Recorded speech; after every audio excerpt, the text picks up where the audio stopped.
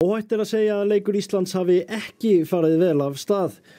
Aðeins rúm mínúta var liðin þegar Geraldine Rauteler fékk háa sendingu inn fyrir íslensku vörnina og hafði nægan tíma til að athafna sig við að koma boltanum í netið.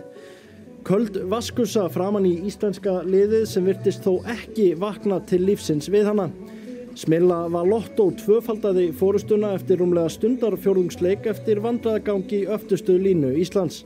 Landsliðsþjálfarinn var allt annað en sáttur og gerði tvöfalda breytingu þegar 10 mínútur voru eftir af hálfleiknum.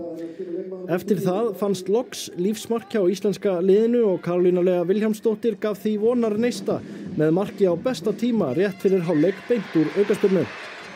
Sá vonarneisti sloknaði á tíma strax í byrjun síðari hálfleiks þegar Áslaug Munda Gunnlaugsdóttir skoraði þetta einkar klaufalega sjálfsmark og staðan orðin 3-1 fyrir Sviss.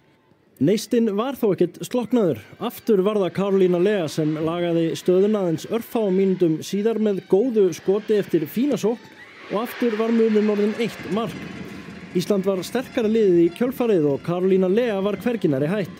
Stundarfjórðungur var liðinn af síðari hálfleik þegar Sveindís Jane Jónsdóttir fleygði boltanum inn á teig Sviss og á fjærstönginni var engin önnur en Karolína Lea sem fullkomnaði þrennu sína og staðan skyndilega orðin jöfn.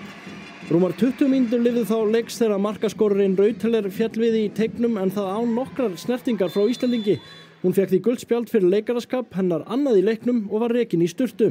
Ísland því manni fleiri það sem eftir lifði leiks.